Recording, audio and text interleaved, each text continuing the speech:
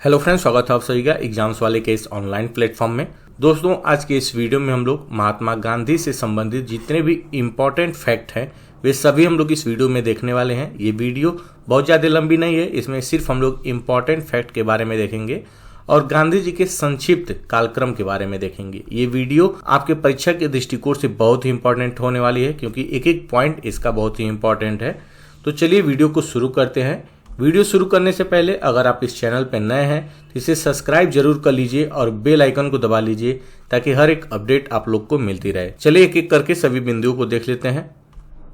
2 अक्टूबर 1869 गुजरात के पोरबंदर में गांधी जी का जन्म हुआ था। पिता का नाम करमचंद गांधी और माता का नाम पुतलीबाई था। 1882 में 13 वर्ष की आयु में कस्तूरबा से इनका विवाह हो गया था और 1888 में ये इंग्लैंड चले गए थे।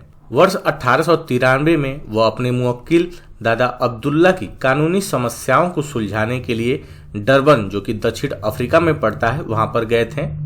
वर्ष 1893 में स्वयं गांधी जी को दक्षिण अफ्रीका में नस्लीय भेदभाव और अपमान का सामना करना पड़ा था। पीटरमारिट्सबर्ग स्टेशन, ये स्टेशन बहुत ही इंपॉर्टेंट है। कई बार एग्जाम्स में डायरेक्ट पूछा जाता है कि किस स्टेशन पर गांधी जी को साउथ अफ्रीका में नीचे उतार दिया गया था। तो पीटरमारिट्सबर्ग स्टेशन पर उन्हें ट्रेन की प्रथम श्रेणी की बोगी से बाहर निकाल दिया गया था। वर्ष 1894 में नेटाल इंडियन कांग्रेस की स्थापना उन्होंने दक्षिण अफ्रीका में की थी और वर्ष 1899 में बोअर युद्ध के दौरान भारतीय एम्बुलेंस कोर की स्थापना की थी। अगला पॉइंट देखते हैं। वर्ष 1903 गांधी जी ने दक्षिण अफ्रीका में इंडियन ओपिनियन नामक समाचार पत्र की शुरुआत की थी। गांधी जी ने टोटल 4 समाचार पत्रों की शुरुआत की थी। एक हो गया आपका इंडियन ओपिनियन, एक था यंग इंडिया, यंग इंडिया भी इनका बहुत ही इंपॉर्टेंट है, और दूसरा था नवजीवन, नवजीवन समाचार पत्र भी इनका बहुत ही ज़्यादा इंपॉर्टेंट था। और नवजीवन के बाद एक और था इनका, वो था हरिजन, हरिजन नामक समाचार पत्र इन्होंने शुरुआत की थी।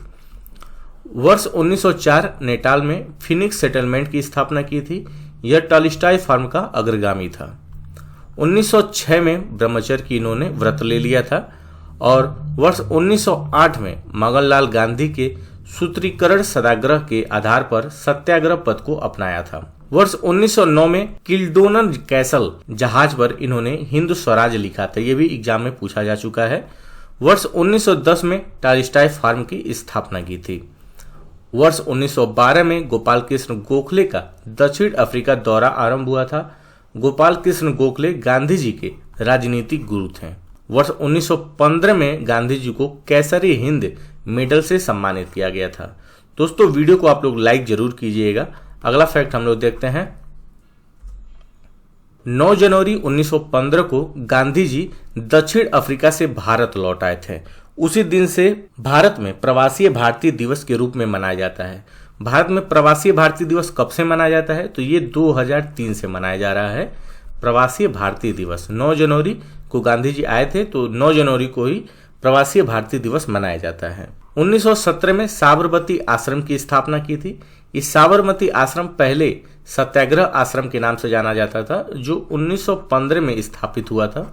इसी को ही बाद में साबरमती के तट पर ट्रांसफर कर दिया गया था। तब से साबरमती आश्रम के नाम से जाने लगा, जो 1917 में स्थापित हुआ था। वर्ष 1917 में चंपारण सत्याग्रह, यह प्रथम सविनय अवज्ञा आंदोलन था। 1918 में अहमदाबाद मिल हड़ताल, जो कि पहली भूख हड़ताल थी।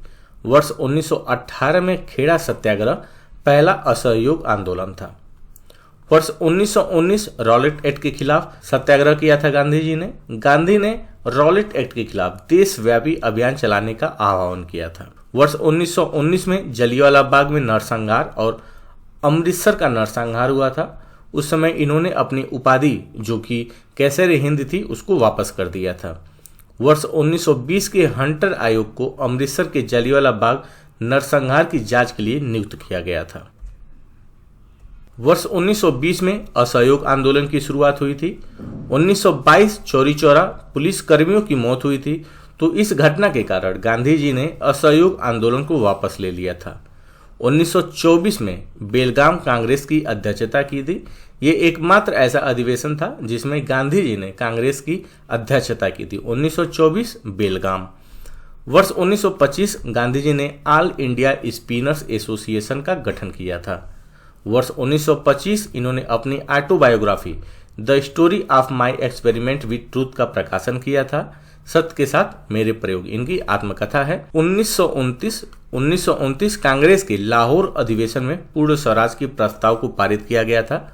वर्ष 1930 सत्याग्रह आश्रम से, जो कि साबरमती आश्रम के नाम से भी जाना जाता है, वहां से उन्होंने दांडी मार्च आरंभ किया था। वर्ष 1931 गांधी इरविन समझौते पर हस्ताक्षर किए गए थे। वर्ष 1931 में लंदन में दूसरे गोलमेज सम्मेलन में कांग्रेस के एकमात्र प्रतिनिधि के रूप में गांधी जी ने भाग लिया था। वर्ष 1932 पूना पैक्ट पर हस्ताक्षर किए गए थे। इसमें दलित वर्गों के प्रांतीय और केंद्रीय विधान घोषणाएं थीं। वर्ष 1932 में हरिजन सेवक संघ का गठन किया गया। वर्ष 1933 हरिजन सेवक और हरिजन बंधु का प्रकाशन आरंभ हुआ था। वर्ष 1942 में भारत छोड़ो प्रस्ताव को अपनाया गया। इसमें गांधी जी ने करो या मरो का नारा दिया था। 30 जनवरी वर्ष 1948 को गोडसे ने गांधी जी की हत्या कर दी थी और गांधी जी के पुत्र ने 1948 रामदास ने यमुना के तट पर उनका अंतिम संस्कार किया था। उनकी समाधि स्थल है राजघाट, जो कि दिल्ली में पड़ती है। ये थे दोस्तों गांधी जी से रिलेटेड इंपॉर्टेंट फैक्ट। आशा करता हूं आप लोग को वीडियो पसंद आई होगी। अगर वीडियो आपको पसंद आई हो तो इसे लाइक जरूर करें, अपने दोस्तों के साथ इसे शेयर करें और चैनल पे आप नए हैं तो इसे सब्सक्राइब जरूर कर लें ऐसी और इंपॉर्टेंट वीडियो देखने के लिए। मिलते हैं अगली वीडियो के साथ, तब तक के लिए नमस्कार।